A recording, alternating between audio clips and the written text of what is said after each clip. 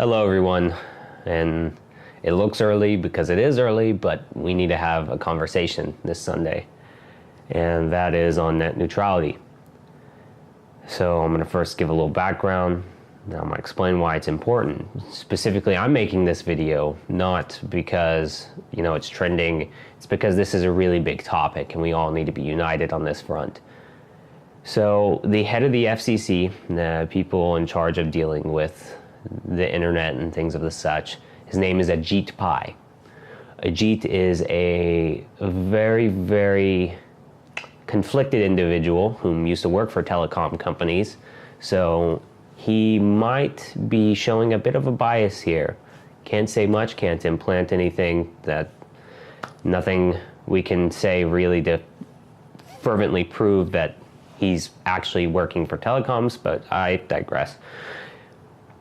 So net neutrality is something that's currently being upheld by the United States. This means that when you purchase the internet, you purchase the internet as a whole, unfiltered and unthrottled. It's the best way to do it. You're probably thinking, I don't want an unfiltered internet. I need something to get rid of a lot of these bad websites. You're not wrong. There are bad places on the internet. You don't have to visit them. You do, however, get access to a plethora of amazing websites that allow you to talk to your family, your friends, to be able to access news in an unfiltered manner. You can just grab things right out of the air. Without net neutrality, they're going to cut up the internet for you. Doesn't sound too bad, right? No, it can be extremely horrible. In one circumstance, they can say, oh, you like Facebook, you like Instagram, you like Twitter, cool. Well, you have access to those, but we're gonna throttle those speeds and make them abysmal. If you wanna access them, pay us $5.99 a month. Oh, okay, here's your $5.99.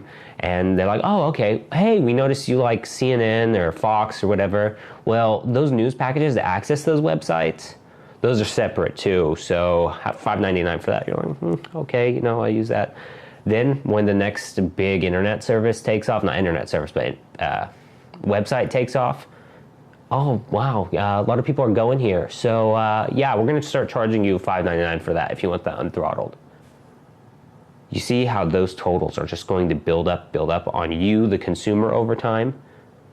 Most of you are like, oh, I only visit 2 or 3 websites, especially the older community. They don't need that much.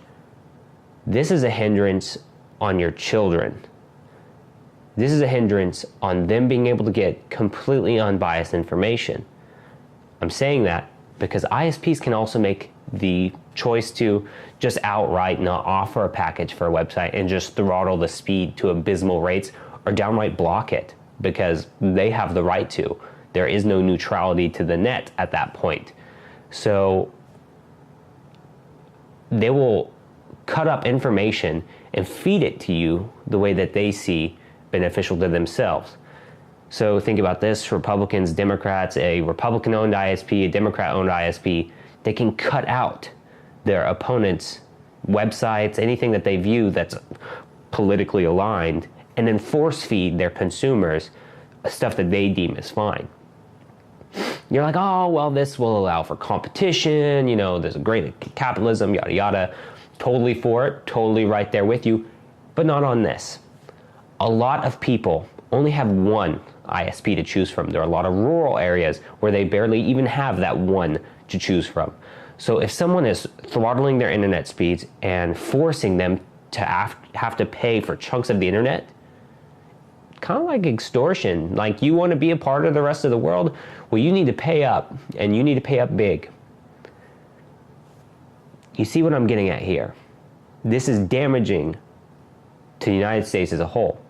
A lot of people will cite Great Britain because they have a similar-ish system, but the thing is, Britain has a ton of ISPs throughout their entire country that compete so hard with one another that it does make their internet services fairly cheap that they can buy their packages. We don't have that in the United States. We're a very large country, and we haven't had major internet infrastructure reworks in a long time. So as it stands right now, net neutrality has to stand not only for the sake of neutrality, but for the sake of dissecting information without a biased filter applied on it from your ISPs.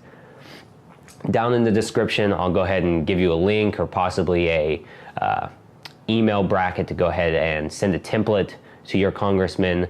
I highly suggest that you call your congressman and you go to their website that they have. I'll link that in the description as well.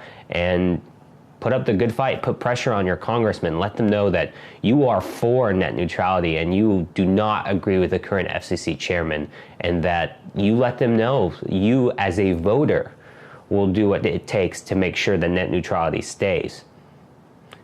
Well, on that note, thank you guys very much. I'll talk to you again next week.